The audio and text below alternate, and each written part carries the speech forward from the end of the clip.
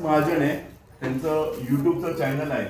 ठीक आहे. आणि आतापर्यंत त्यांनी बरेच स्वामींचे गाणी गायलेले आहे आणि व्हिडिओज पण बनवलेले आहे. तर आता हे त्यांचं नवीन ह्या स्वामी जयंतीला प्रकट दिनाच्या दिवशी स्वामींचं नाव गाणं हे करणार आहे ते, आणि त्याची शूटिंग आपली वटवृक्ष हॉलचे वटवृक्ष इथे परिसरामध्ये झालेली आहे. तर त्याच्याबद्दल हे थोडं सांगतील, आता तुम्हाला माहिती देतील.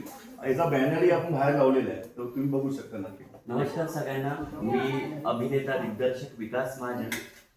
तुम्ही जर मराठी सिरियल बघत असाल तर आतापर्यंत 40 पेक्षा जास्त मराठी सिरियल्समध्ये मी काम केलेलं आहे. झी मराठीवरील स्वराज्य रक्षक संभाजी या सिरियलमध्ये अवजी बाळजीचं माझं कॅरेक्टर होतं. बाळूमामा, क्राईम पेट्रोल, सावधान इंडिया असे बरेच सिरियल केले. पण गेल्या 7 वर्षापासून मी माझ्या यूट्यूब चॅनलवर आम्ही सोशल अवेअरनेसचे आणि अध्यात्मावरती कामं करत असतो, म्हणजे गाणी वगैरे करणं. तर आज स्वामी प्रकट दिन आहे आणि त्या निमित्ताने मी माझ्या कलाकारांना घेऊन आणि स्पेशल म्हणजे आपल्या समाजातील जे किन्नर वर्ग आहे त्यांना घेऊन एक गाणं केलंय आणि त्या गाण्यांमध्ये आपण स्वामींची प्रचिती दाखवली आहे. आणि आमचं त्या गाण्याचं नाव आहे स्वामी तारक स्वामी समर्थ. हे पोस्टर तुम्ही बघू शकता इथे. हा जो मध्यभागी आहे तो मी आहे स्वतः, आणि हे जे आजूबाजूला आहेत ते रिअल ट्रान्सजेंडर आहेत, बरोबर आहे. तर त्या माध्यमातून आपण सोशल अवेअरनेस करण्याचा प्रयत्न केलेला आहे.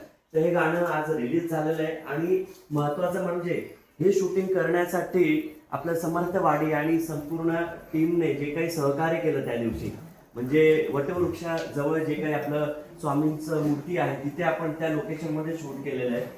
तर आणि आपल्या महाराजांचा फोटो सुद्धा आहे याच्यामध्ये. तर हे गाणं एक अर्ध्या तासामध्ये रिलीज होणार आहे विकास माझ्या चॅनलवर. ते हे गाणं तुम्ही नक्की बघा आणि कमेंट्स करा आणि कसं झालंय सांगायचं तुम्हाला. ठीक आहे, धन्यवाद.